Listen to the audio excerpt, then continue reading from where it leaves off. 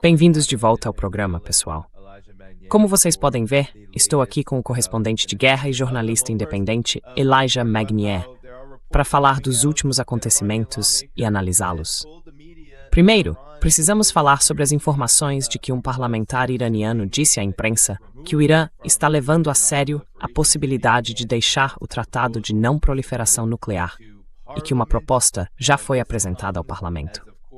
Isso acontece, claro, no momento em que os Estados Unidos voltam a desafiar as capacidades do Irã em relação à forma como o país se defende. E vamos fazer a pergunta: será que o Irã realmente poderia obter essa arma nuclear? Será que já vinha desenvolvendo isso?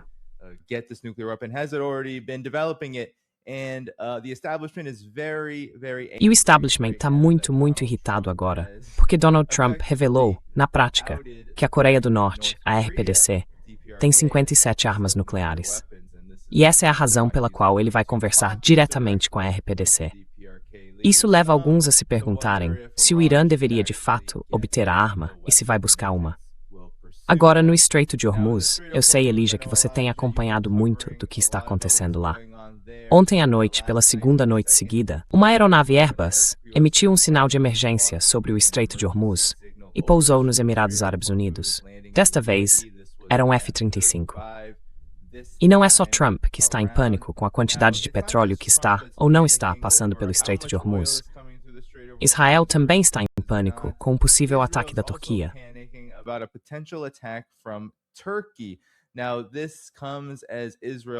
Agora, isso acontece depois que Israel atacou um aeroporto na Síria, alegando que forças militares turcas iriam ocupá-lo. E Israel parece confiante em seus preparativos de que não será submetido ao escrutínio do artigo 5 da Carta da OTAN. E aqui está um artigo no Israel Hayom, dizendo que o artigo 5 não significa que Israel esteja protegido na Síria.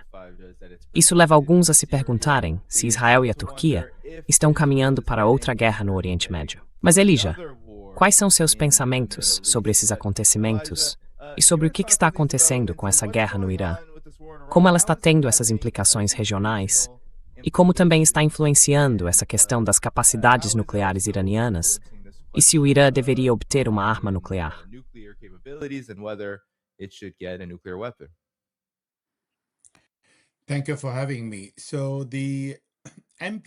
Obrigado pelo convite.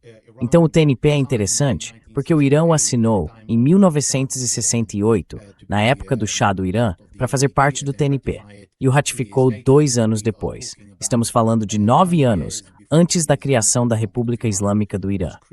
Colocar o TNP em discussão é exatamente semelhante à medida que o Irã tomou no ano de 2020, quando os israelenses assassinaram Fakhrizadeh, o diretor do que era definido naquela época como o programa nuclear, e o Irã elevou para 20%. E depois, o Irã voltou a elevar para 60% em 2022, quando a CIA e o Mossad atacaram a instalação nuclear de Fordow. Mais uma vez, foi outro passo do Irã para dizer ao mundo: se continuarem mexendo conosco e continuarem nos sabotando, então vamos tomar medidas que vão assustá-los, sem realmente cruzar o limite. Without crossing the threshold, really. And Iran never went beyond the 60%. E o Irã nunca passou dos 60% depois daquela data, mesmo que o TNP permita que o Irã enriqueça urânio acima de 90%, desde que haja transparência e que o Irã não esteja fabricando uma bomba nuclear. No entanto, sair do TNP será um passo interessante. Para todos os que estão céticos, isso vai significar que, de fato, o Irã está mais perto de um apagão nuclear. Ou seja, não haverá mais informações sobre o programa nuclear, nada relacionado ao tipo de centrífugas que o Irã tem. O JCPOA falava sobre a IR-1. O Irã está muito perto de passar para a IR-8, o que significa produzir muito mais rapidamente uma porcentagem maior de urânio enriquecido.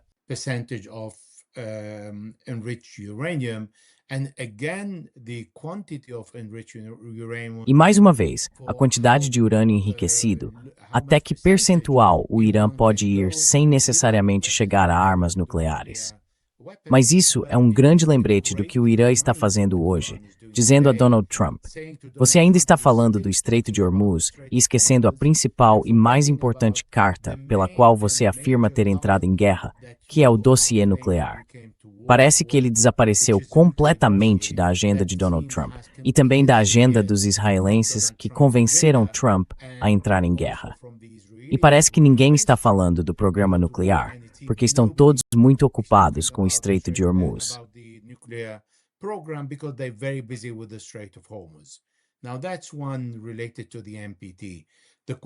Agora, isso está relacionado ao MPD. Quanto ao volume de petróleo, é claro, a agência Kepler é a fonte ocidental mais confiável sobre toda a navegação que está passando pelo Estreito de Hormuz. E ela afirma que, na verdade, não há petróleo passando por ali. O Irã emitiu uma declaração de exceção apenas para o Iraque. O governo de Bagdá pediu aos iranianos que permitissem a exportação de 3 navios-tanque de petróleo, e o Irã aceitou. Agora, há muitas especulações sobre o Iraque e Consulate do Golfo estarem passando por fora do Estreito de Hormuz.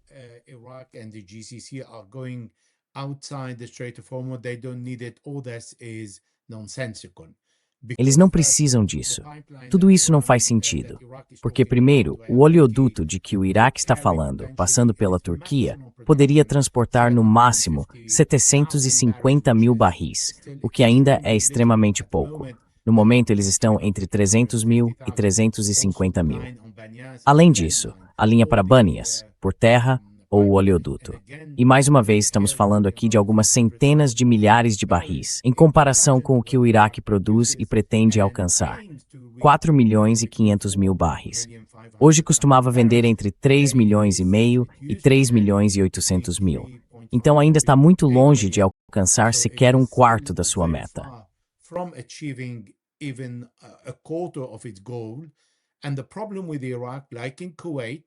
E o problema do Iraque, assim como do Kuwait, é que os dois estão encurralados porque suas principais economias dependem da venda de petróleo. E o Iraque, em particular, tira 90% do seu orçamento da venda de petróleo, que entra nos bancos federais americanos, em Nova York, antes de o dinheiro ser pago em Bagdá.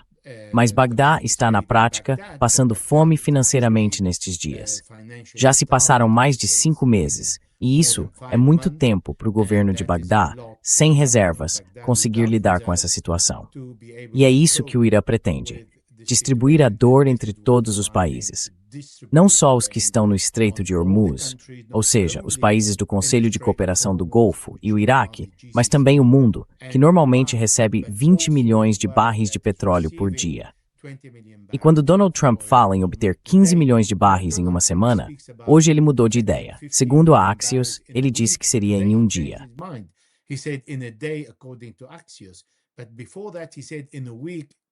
Mas antes disso, ele disse que em uma semana, antes de perceber, bem, na verdade, se ele está administrando 15 milhões de barris por semana, isso equivale a 7 dias em que a reserva estratégica de petróleo foi usada para liberar 140 milhões de barris. O que significa que isso que ele está apresentando é, na verdade, nada. E isso leva à conclusão de que o mundo inteiro está com uma falta de mais de 1,5 bilhão de barris de petróleo. Se o Estreito de Hormuz abrir amanhã, o que está longe de acontecer, precisamos de mais de 8 a 12 meses para repor o petróleo que falta e de que o mundo precisa. Isso, independentemente do fato de a China ter reduzido a quantidade de petróleo que usa. Ela também está usando suas reservas de 1,5 bilhão de barris. E os americanos chegaram a um nível muito crítico, de 750 milhões de barris em reserva estratégica. Restam apenas 150 a 200 milhões de barris.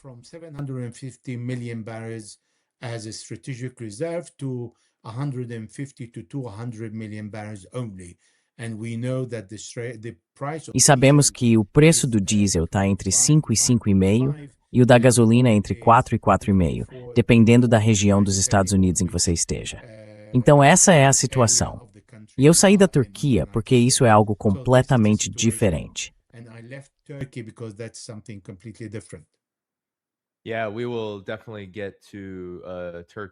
Sim, com certeza vamos falar sobre Turquia e Israel mais pro fim do programa. Eu queria saber sua opinião, Elijah, sobre as conexões entre essa questão nuclear do Irã e a possibilidade de, como você parece afirmar, o Irã buscar, e talvez já esteja buscando, uma saída do TNP.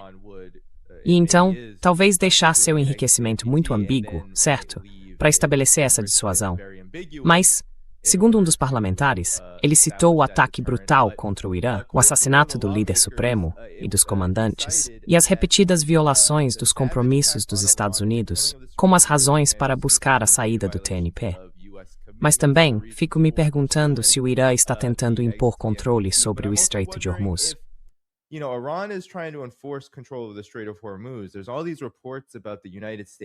Há todos esses relatos de que a Força Aérea dos Estados Unidos está guiando navios para fora do Estreito de Hormuz.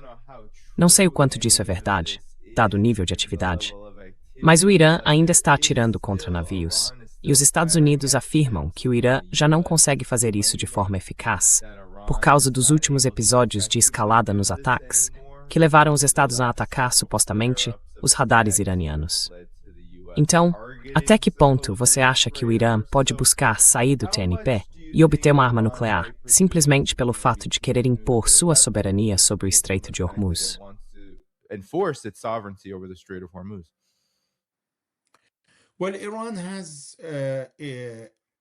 Bem, o Irã mostrou que tem muitas cartas para jogar. E essa é, na verdade, a mensagem para os americanos. Os iranianos estão dizendo que há muitos outros coelhos na cartola que eles ainda não tiraram. E que estão prontos para assustá-los ainda mais do que vocês já estão. Então vocês podem repetir todos os dias, em cada frase que Donald Trump profere, dizendo: não vou permitir que o Irã tenha uma arma nuclear. E às vezes ele disse, como Benjamin Netanyahu disse aos israelenses: nós destruímos as armas nucleares iranianas e agora Israel está mais seguro. E então, de repente, ouvimos Netanyahu e Trump dizendo: bem, na verdade, não vamos permitir que o Irã tenha uma arma nuclear. Uma arma que o Irã nunca teve, segundo os serviços de inteligência dos Estados Unidos e todos os serviços de inteligência europeus.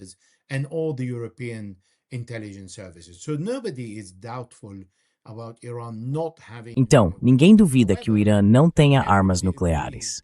No entanto, todos concordam que entre 60% e 90% a distância é muito curta. E depois, são necessários testes para produzir pelo menos 10 bombas nucleares. Você faz um teste com uma e mantém as outras 9 como dissuasão, para garantir que os outros, como os americanos e os israelenses, saibam que existem outras bombas que você pode usar. Portanto, mantenham distância e nunca bombardeiem o Irã. Ouvimos algo incomum vindo de Masoud Pezeshkian, o presidente do Irã, que é o mais moderado, pragmático e, na verdade, não político, dizendo que um país que tem capacidade de dissuasão jamais será atacado.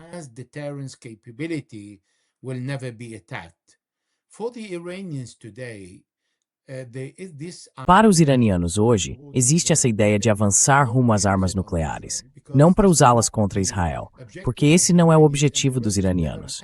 E os iranianos nunca atacaram Israel. Eles responderam ao ataque israelense, à agressão israelense e às guerras ilegais de junho de 2025. Antes disso, em Damasco, contra seu consulado.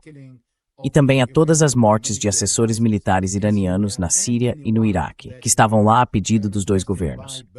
Mas nos assassinatos e na sabotagem de instalações nucleares e de cientistas nucleares, Israel sempre reivindicou a responsabilidade, direta ou indiretamente. Portanto, o Irã quer ser deixado em paz, sem ser atacado. Mas, acima de tudo, quer que todas as sanções sejam suspensas e quer ser compensado pela destruição causada pela guerra.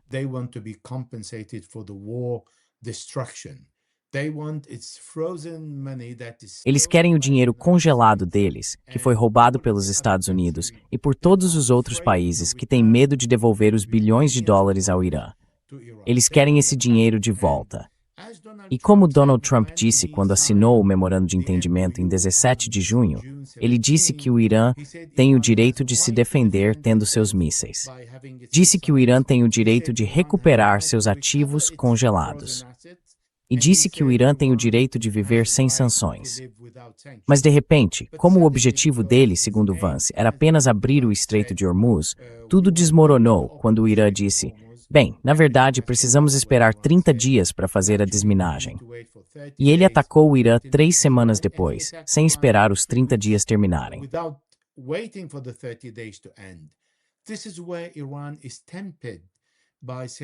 É aqui que o Irã se vê tentado a dizer, certo, vou desligar as câmeras de todos os inspetores da ONU.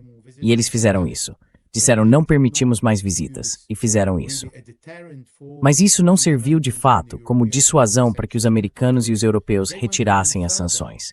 Pelo contrário, foram ainda mais longe e acionaram contra o Irã o mecanismo de retomada automática das sanções, que faz parte do JCPOA, depois que os americanos saíram do JCPOA em 2018. Então é realmente uma teoria absurda, imaginar o Irã saindo do TNP e dizendo ao mundo, bem, vejam, antes de acharmos que não há outra escolha a não ser ir para a bomba nuclear, venham conversar conosco e aceitem nossos termos. Porque, primeiro, não representávamos uma ameaça aos Estados Unidos. Não atacamos os Estados Unidos. Nunca atacamos nossos vizinhos antes da guerra. Mesmo depois de junho de 2025, o Irã foi contra os países do Golfo. Iran did not retaliate against the Gulf countries, even if some countries like Iraq allow these. Mesmo que alguns países, como o Iraque, tenham permitido que os israelenses usassem o espaço aéreo iraquiano, o Kurdistão iraquiano permitiu que os israelenses atacassem o Irã com drones e atos de sabotagem dentro do Irã, partindo do Kurdistão iraquiano. Os Emirados também permitiram que os israelenses atacassem os iranianos em 2025, mas só depois de fevereiro de 2026, após vários avisos do Irã de que os iranianos bombardeariam todos os países envolvidos. Foi então que o Irã cumpriu a ameaça e bombardeou todos os ativos dos Estados Unidos e os ativos do Golfo que apoiaram os Estados Unidos nessa guerra, corretamente, de acordo com a Resolução 3.314 da ONU. Portanto, o Irã renunciar ao TNP, eu acho que é um passo normal, a menos que Donald Trump reconheça que não conseguiu atingir seus objetivos, que não vai mudar o regime, quando até o ministro das Finanças dos Estados Unidos ainda está falando em mudança de regime.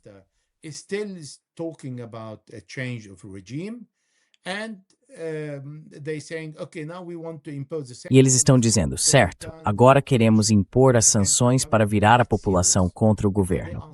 E isso é grave, porque eles estão dizendo, vamos virar a população.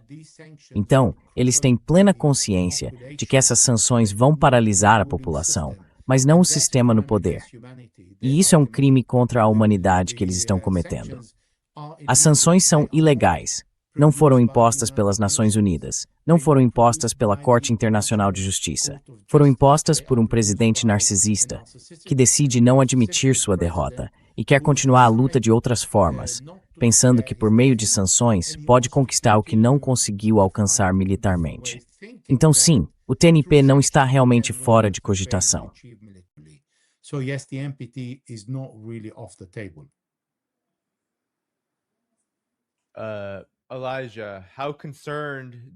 Elijah, quão preocupado você acredita que os Estados Unidos estão neste momento? Depois que Mohammad Ghalibaf, presidente do parlamento, enviado à China e chefe das negociações, acabou de dizer que os Emirados Árabes Unidos, o Kuwait e vários outros países do Golfo estão procurando o Irã em particular, neste momento, para discutir acordos de segurança independentes com o Irã. O que você acha disso? Quão preocupados você acredita que os Estados Unidos estão diante da enxurrada de relatos que indicam muita preocupação com a incapacidade de, entre aspas, defender esses países? Isso está levando a muitas perguntas dentro dos países do Golfo sobre se esse arranjo funciona.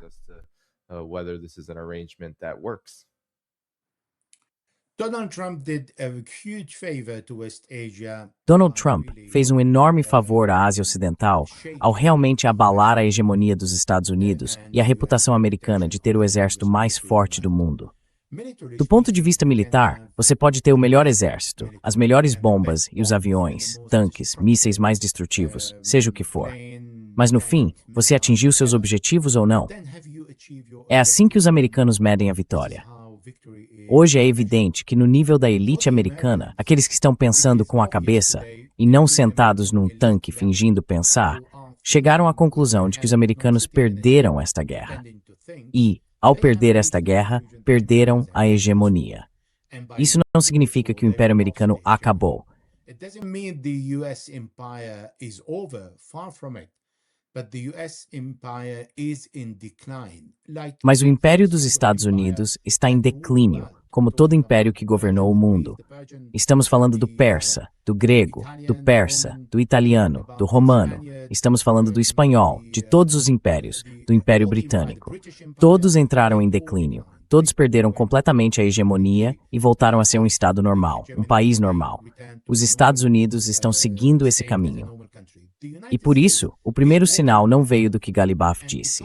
Veio do acordo entre Arábia Saudita, Paquistão e Turquia, que estava em andamento havia 2 anos, mas que de repente veio à tona em meio a este conflito.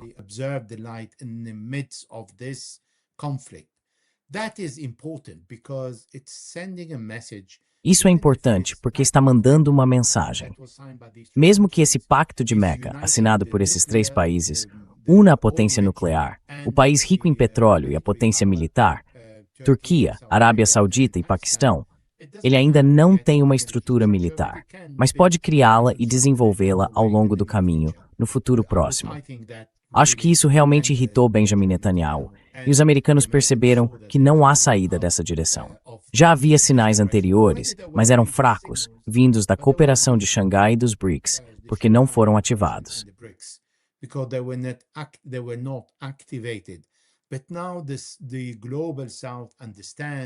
Mas agora o Sul Global entende a necessidade de ativá-lo ainda mais. E os americanos não tiveram permissão para entrar no BRICS e na Organização de Cooperação de Xangai. E o Irã e os países do Conselho de Cooperação do Golfo foram incluídos nos últimos anos. Então, tudo isso está dando mais sinais ao mundo de que, na prática, os países da Ásia Ocidental, da Ásia e da África estão tentando se reorganizar, afastando-se da hegemonia dos Estados Unidos. O que ainda precisamos ver é que, apesar do déficit de 40 trilhões de dólares dos Estados Unidos, que está nas alturas e vai continuar subindo, veremos o dólar cair de fato quando os países ricos em petróleo do Golfo começarem a usar, junto com o dólar, outras moedas para vender seu petróleo. Isso será um golpe real na hegemonia americana.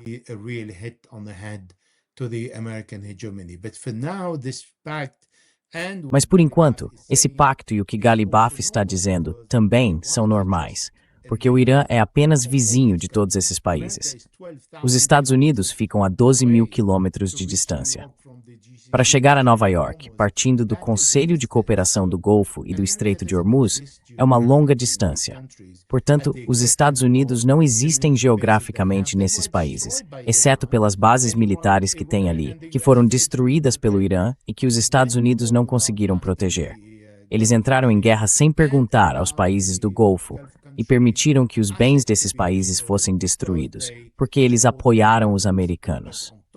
Mas além disso, Donald Trump se gaba de que, na verdade, usamos, como ele disse, os aeroportos, as instalações e o deserto, sem precisar pedir permissão a esses países.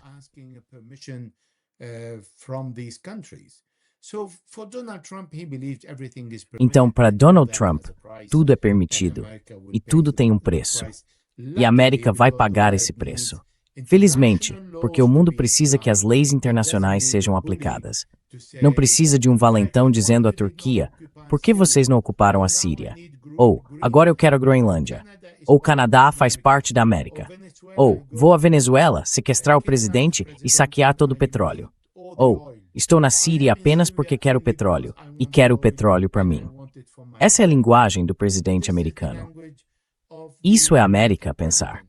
Na verdade, existe um direito internacional, e o direito internacional deve estar acima de todos.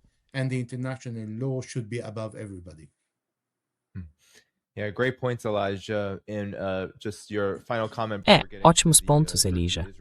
E só um comentário final, antes de entrarmos na situação entre Turquia e Israel. Eu sei que você tem acompanhado isso. E o Catar, por exemplo, eu acho que isso é uma grande crise para os Estados Unidos. O Catar disse que seu orçamento foi cortado. O orçamento geral do governo foi reduzido em 30%, devido a uma grande queda no comércio de gás por causa da guerra. porque o Irã atingiu Ras al-Afan com muita força. É uma grande crise, e aquilo a de voltar à operação plena. E também ao petróleo saudita, que diminuiu bastante. And then there's also Saudi oil that has diminished quite greatly. And I guess my final question to you before getting to the Turkey. E acho que minha última pergunta para você, antes de entrarmos na situação entre Turquia e Israel, é esta. Na sua avaliação, o Irã está tendo dificuldades agora para controlar a situação no Estreito de Hormuz? Os Estados Unidos afirmam que sim. Eles têm uma operação discreta, com escolta da Força Aérea dos Estados Unidos, e, é claro, cooperação dos países do Golfo envolvidos, incluindo Omã, os Emirados Árabes Unidos e assim por diante. Você acha que o Irã está enfrentando algum problema com isso? E antes de passarmos para Turquia e Israel, quais são seus comentários finais sobre esse tema? I guess your final comments on this before moving on to Turkey, Israel. Well, Qatar is rightly Bem, o Catar está com razão, chateado e preocupado, porque a capacidade de produção de GNL antes de 2026 era de aproximadamente 77 milhões de toneladas por ano. Isso representava mais ou menos 20% da necessidade mundial de gás. E o Catar tem a Ásia para abastecer, entre outros países também. Então, para o Catar perder essa possibilidade de exportar, mesmo sendo um país rico, as despesas vencem e o governo e o país precisam continuar funcionando. Como todos os outros no Golfo, eles conseguem se manter por um certo tempo. E é por isso que estão correndo para negociar com o Irã. O Irã está lá dizendo, bem, a primeira coisa que vocês precisam fazer é parar de abrigar os americanos que estão me atacando a partir do território de vocês. Eles são a razão da destruição de vocês.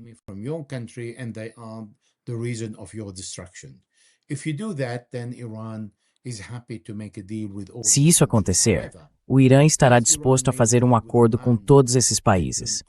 No entanto, embora o Irã tenha feito um acordo com Omã e o concluído, nenhum acordo será colocado em prática enquanto a guerra não terminar.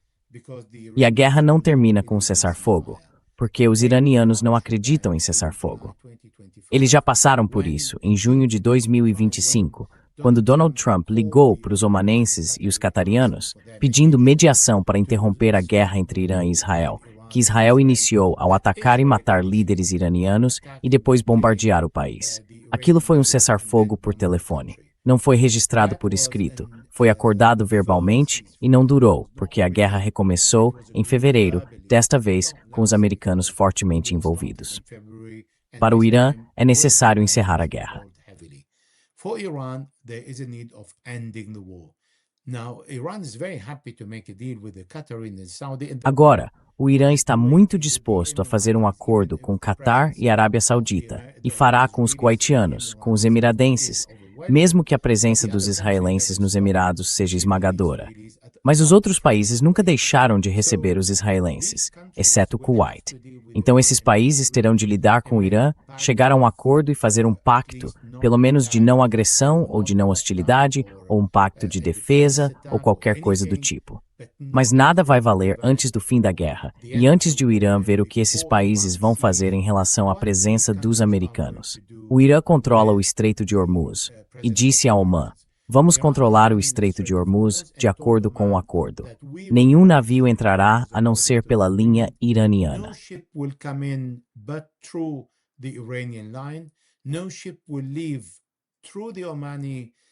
Nenhum navio sairá pela rota de Omã sem confirmar a saída com o Irã, que precisa confirmar a carga.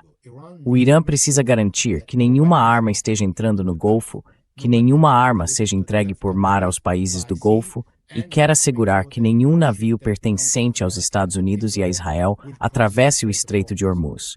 Para o Irã, isso é definitivo. Eles não vão negociar isso. Em relação a Israel, ele poderia chegar a um acordo com os Estados Unidos, mas apenas nos termos iranianos. Então, todos esses acordos serão formalizados e concluídos no devido tempo, mas terão exatamente o mesmo desfecho do acordo entre Omã e Irã. Eles terão de esperar até o fim da guerra. E o fim da guerra não parece próximo, pelo menos não neste ano, nem no próximo, nem antes de Donald Trump encerrar seu mandato.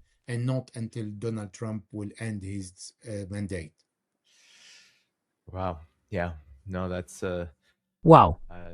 Não, eu vejo isso com muita clareza depois que você explicou, Elijah. Agora, sobre Turquia e Israel. Falando de uma guerra terminando, outra começando, esta é uma guerra que está prestes a começar? Sabe, algumas pessoas observaram, Elijah, que a Turquia ainda mantém relações comerciais muito ativas com Israel, apesar dessa escalada de tensões. Mas talvez você possa falar sobre como essas tensões aumentaram, o ataque de Israel a esse aeroporto na Síria. E sabe, há veículos da mídia israelense alimentando a possibilidade de Israel atacar a Turquia preventivamente para, entre aspas, se defender. Então, quais são seus pensamentos sobre o que está acontecendo? Qual é a sua análise de como tudo isso chegou a esse ponto?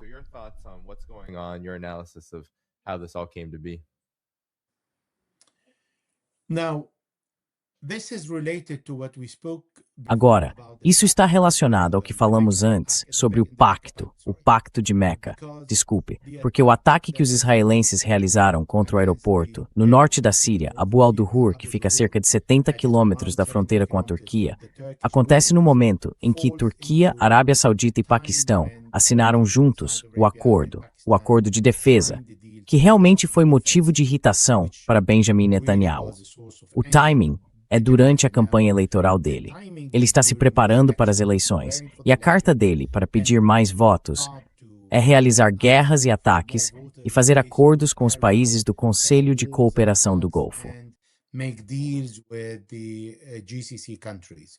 When Saudi Arabia goes to Turkey, that Quando a Arábia Saudita for para a Turquia, Benjamin Netanyahu, Naftali Bennett, que também é um potencial primeiro-ministro fraco, porque não tem realmente a maioria lá, Gadi Eisenkot, antes dele, em oposição a Benjamin Netanyahu, também estão dizendo que o próximo inimigo é a Turquia.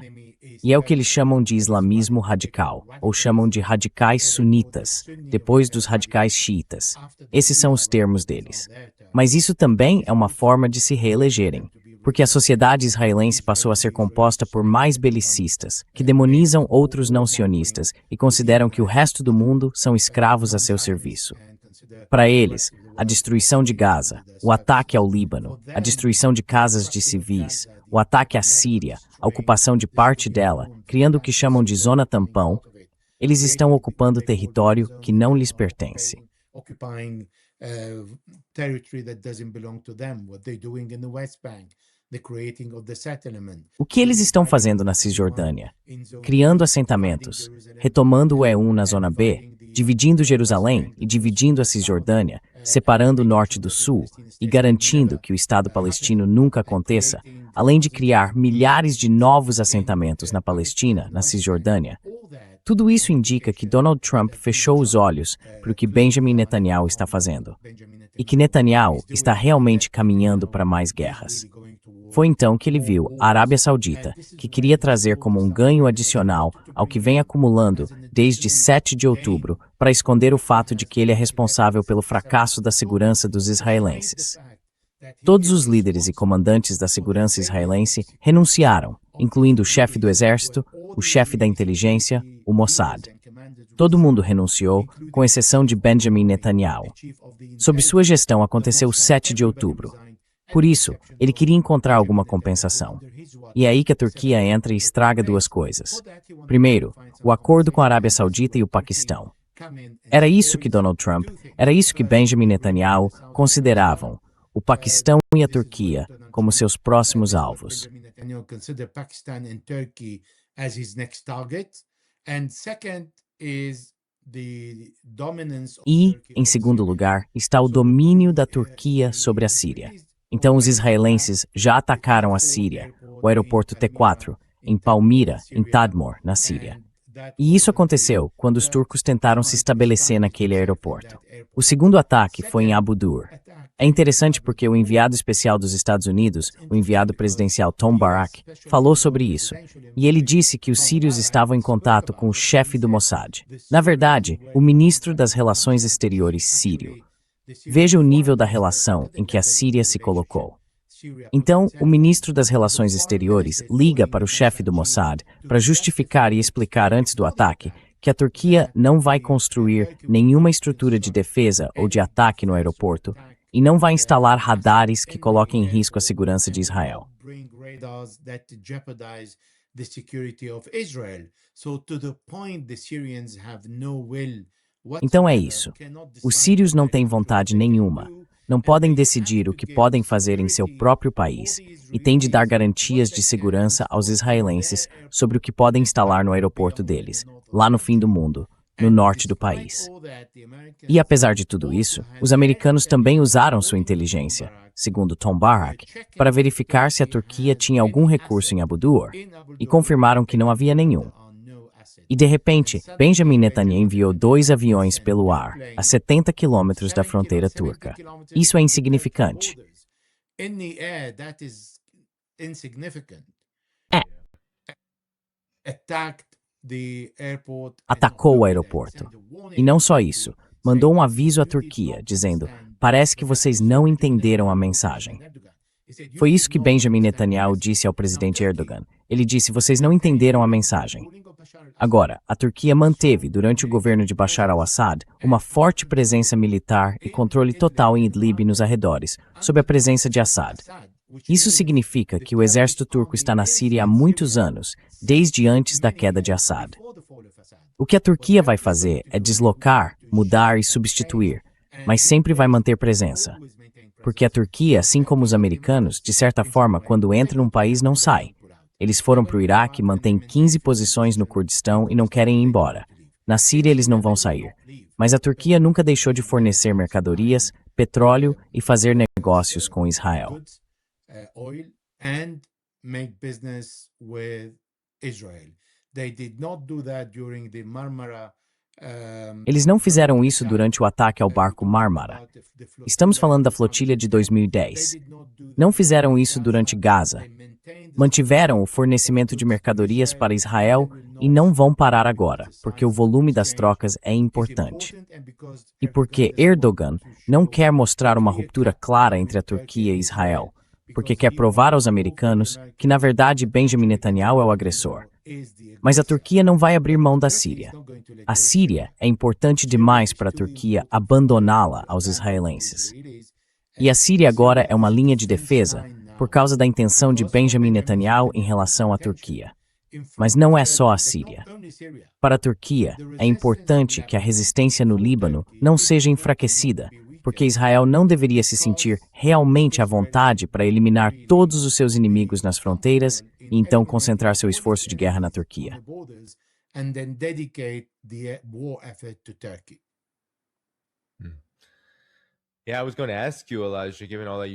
Eu ia perguntar a você, Elijah, diante de tudo que disse, se acredita que isso agora também é um choque entre o projeto de grande Israel, e a visão neo-otomana de Erdogan. Porque, como você disse, a Turquia se expande quando entra em guerra. Ela também se expande. Também ocupa territórios. Até que ponto você vê isso como um choque entre essas duas visões expansionistas concorrentes? E que problemas isso causa aos Estados Unidos? Não é como se os Estados Unidos já não tivessem uma infinidade de problemas agora, na Ásia Ocidental, durante esta guerra com o Irã, e com tudo o que aconteceu, possivelmente, desde 7 de outubro de 2023. And everything that's happened arguably since October 7th, 2023.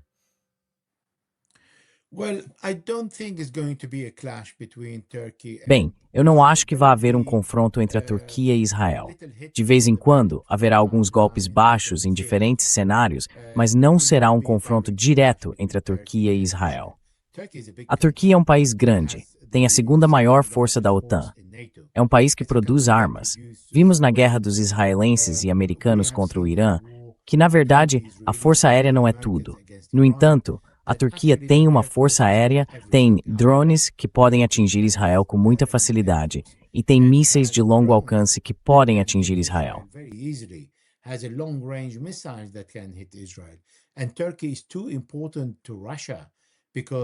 E a Turquia também é importante demais para a Rússia, porque é o lugar onde os russos têm agora seu terminal de petróleo. Isso é muito importante para um país situado entre o Oriente e o Ocidente. A Turquia está dividida entre a Turquia europeia e a Turquia do Oriente Médio. Portanto, não é algo que Benjamin Netanyahu possa achar fácil de engolir.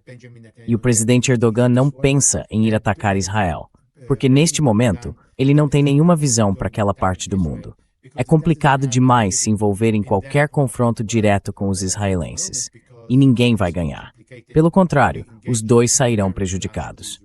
E o que vai acontecer com a Europa? A Turquia está às portas da Europa.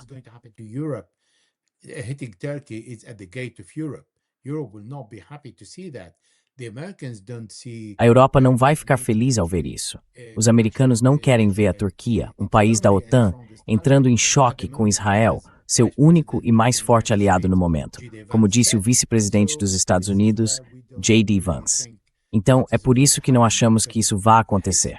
Mas isso vai acontecer regularmente agora que a batalha está aberta, só que em pequenos ataques, não em um golpe de nocaute. E aí, quem vai vencer entre os dois? Não vai ser assim. E a Turquia vai usar a Síria para atacar Israel de diferentes maneiras. E vimos alguns sinais do exército do governo sírio, ou de um batalhão do exército sírio, ou de jihadistas dentro do exército sírio, de que a Síria manteve em seu território a unidade de combatentes estrangeiros jihadistas.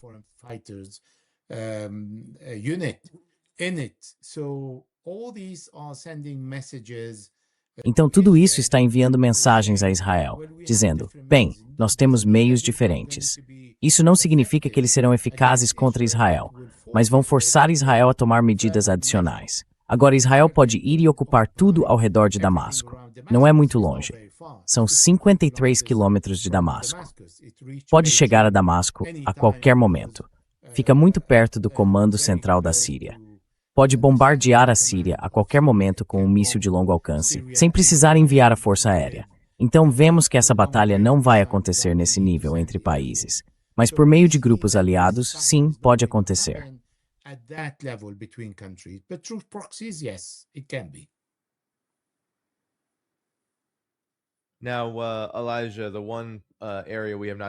Agora, Elijah, a frente sobre a qual ainda não falamos é a do Iêmen, do Ansar Allah e da Arábia Saudita.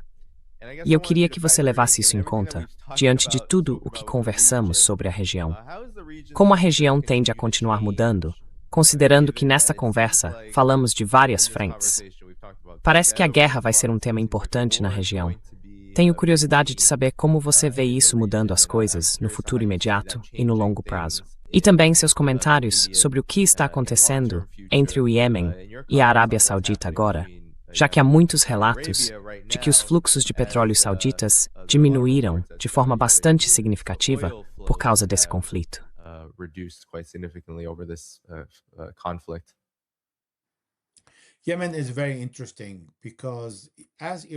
O Iêmen é muito interessante, porque assim como o Irã decidiu encerrar a era das sanções, o Iêmen vem sofrendo há 11 ou 12 anos com sanções impostas pela Arábia Saudita e pelo que eles chamam de coalizão saudita.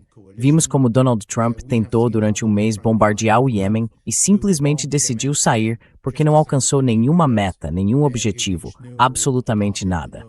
E os iemenitas sofreram 6 ou 7 anos de guerra com os sauditas e os emiradenses. E agora disseram basta, precisamos que as sanções sejam suspensas. E assim como o Irã controla o Estreito de Hormuz, o Iêmen controla Bab al-Mandab.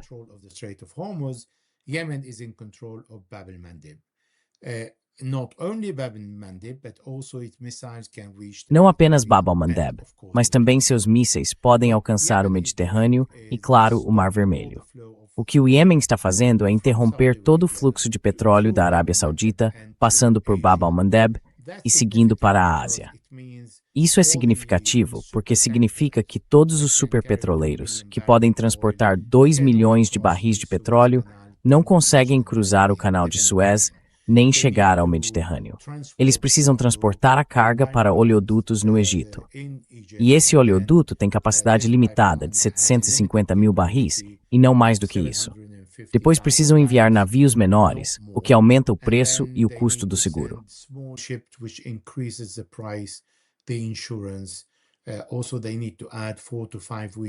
Além disso, eles precisam acrescentar de 4 a 5 semanas para contornar a África, saindo do Canal de Suez, atravessando o Mediterrâneo, descendo pelo continente e depois entregando na Ásia. Tudo isso está colocando muita pressão sobre os sauditas, somado ao ataque iemenita a Jizan, a companhia petrolífera Saudi Aramco, e a mensagem enviada aos sauditas. Mesmo que vocês coloquem todos os oleodutos no subsolo, todas as bombas continuam e sempre continuarão acima do solo. E elas são vulneráveis aos nossos drones. A melhor saída é parar as sanções, suspendê-las e sentar-se para negociar com os iemenitas. Essa é uma opção. O Iêmen não usou todas as suas cartas.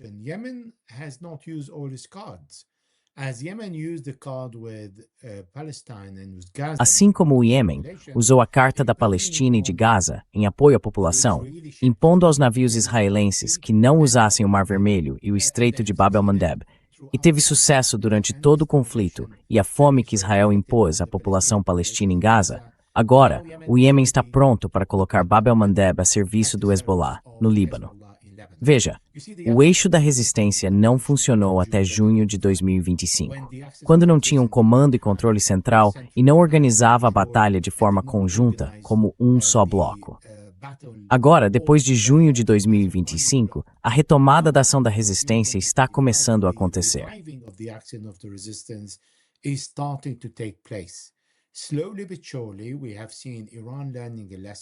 Lenta, mas seguramente, vimos o Irã aprender uma lição. Os iraquianos aprenderam parte dessa lição, e os iemenitas decidiram agir de outra forma e procurar qual parte do eixo da resistência tem alguma influência para colocar a serviço das outras. Os iranianos disseram o fim da guerra em todo o Oriente Médio, incluindo o Iêmen, mas também o Líbano e Gaza. E os iemenitas estão dizendo, suspendam as sanções. E agora disseram ao Hezbollah que não vão suspender as sanções, nem suspender o bloqueio contra a Arábia Saudita, sem que a guerra também termine no Líbano. Então eles estão se unindo.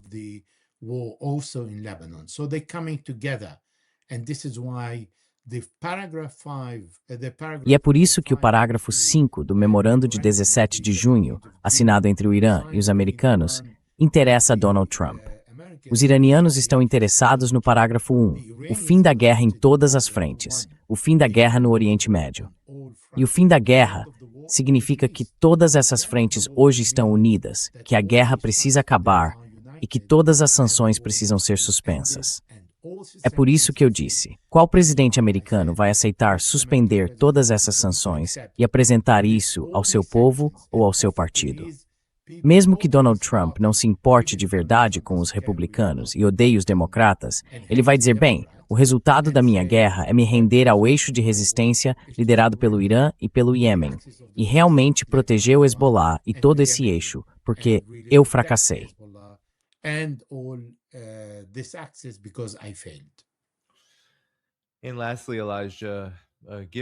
E por fim, Elijah, considerando que há uma resistência significativa na região neste momento, queria saber o que você pensa sobre a Palestina e sobre a resistência palestina em particular. É claro que não há apenas o terrorismo israelense em curso em Gaza. Agora também surgem mais relatos sobre a conduta de Israel na Cisjordânia, com a expansão dos assentamentos. E talvez estejamos à beira de uma espécie de nova intifada, esperando nos bastidores, à medida que a agressão de Israel ali se intensifica. Então, o que você acha? A resistência palestina, em particular, também vai crescer em meio a toda essa atividade, especialmente aos crimes de guerra?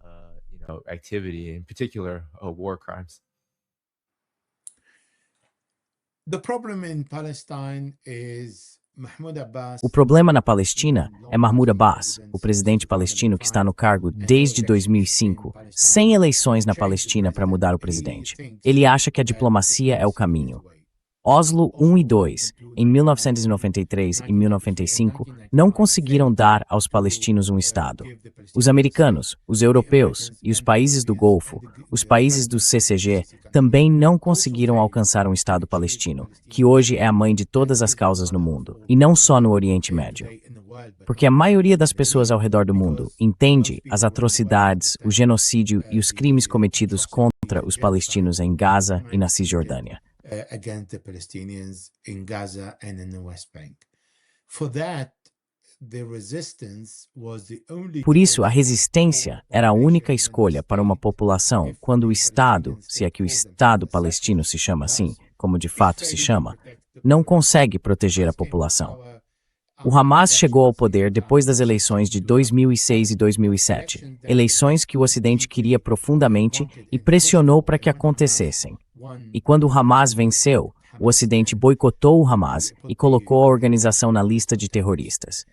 Então, isso mostra que tudo e todos, no mundo, empurraram os palestinos para a resistência contra o ocupante, que é uma causa legítima segundo as Nações Unidas, porque o mundo inteiro reconheceu Gaza e a Cisjordânia como territórios ocupados. É assim que eles são chamados.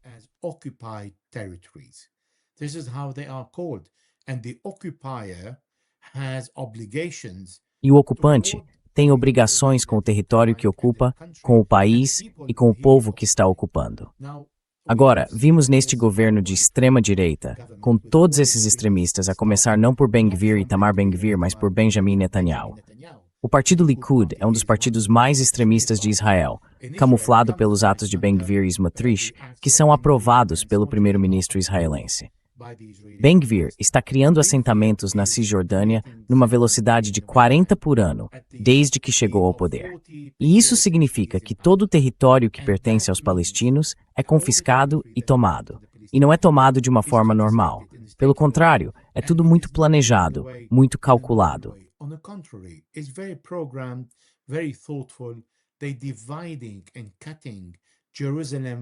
Eles estão dividindo e separando Jerusalém do restante da Cisjordânia e Gaza da Cisjordânia e de Jerusalém. E agora estão cortando a própria Cisjordânia ao meio, para garantir que o Estado palestino, ipso facto, jamais veja a luz do dia. E a maneira como fazem isso é levando mais pessoas, mais colonos, e dando a eles a proteção do exército israelense, o exército mais imoral do mundo, para que vão matar civis palestinos dentro de suas casas. Eles queimam as casas deles, às vezes com eles lá dentro. Matam seus animais. Tomam suas oliveiras, que estavam ali antes da criação de Israel, em 1948 mais antigas do que os israelenses naquela terra, porque aquela terra era a terra da Palestina. Era Palestina. Não era Israel. E é isso que eles estão fazendo.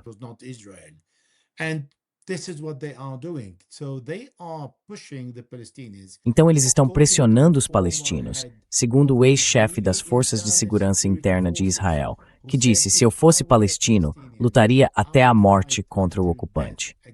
Foi isso que ele disse, porque ele fazia parte da administração e do aparato para matar os palestinos e garantir que esse regime de apartheid realmente force os palestinos a se colocarem contra o ocupante, para que o ocupante possa atirar neles e tenha uma justificativa para matá-los. Então, os palestinos são um povo que escolhe fazer sacrifícios. Algumas pessoas condenam a resistência que eles têm praticado, mas essas pessoas estão dispostas a isso. Quem somos nós para dizer se o que eles fizeram é certo ou errado? São eles que fazem os sacrifícios. They are the one who offers sacrifices. They are the one who choose to die. They are the one who are... São eles que escolhem morrer. São eles que oferecem seus filhos, suas esposas, a si mesmos e seus pais para lutar e morrer. Ou às vezes, nem para lutar, apenas para se colocar diante do ocupante.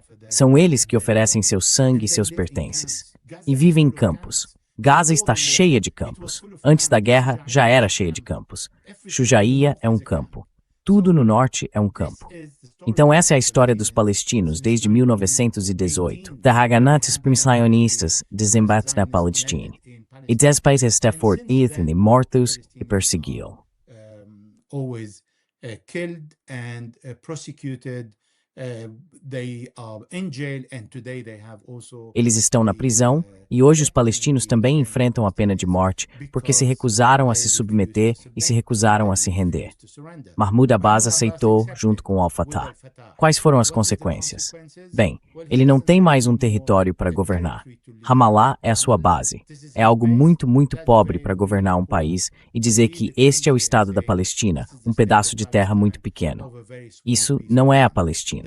Então, os israelenses não prestam contas a ninguém e têm o apoio dos americanos e dos europeus. É por isso que não se importam com o que fazem. Eles se tornaram como Trump.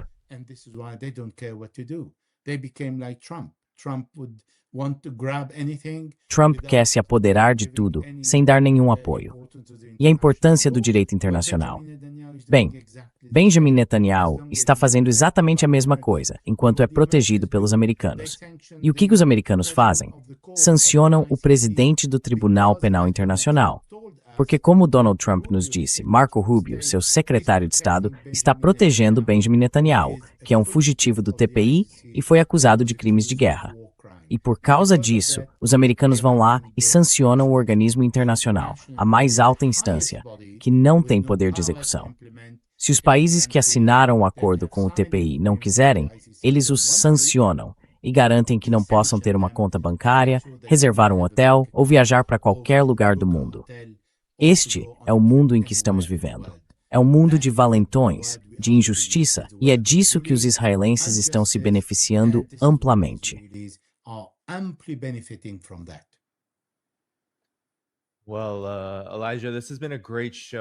Bem, Elijah, este foi um ótimo programa. Quero garantir que todo mundo saiba que o seu site, elijahmagnier.com, está na descrição do vídeo, onde as pessoas podem encontrar o seu trabalho e apoiar sua mídia e seu jornalismo independentes. Pessoal, agradeçam ao Elijah também, clicando no botão de curtir antes de sair. Eu volto amanhã, às 13h, no horário da costa leste dos Estados Unidos, com o professor Mohammad Marandi, para outra atualização, no dia 23 de agosto. Todas as formas de apoiar esse programa também estão na descrição do vídeo abaixo. Patreon, Substack e muito mais. Elijah, você tem algum comentário final antes de encerrarmos por aqui?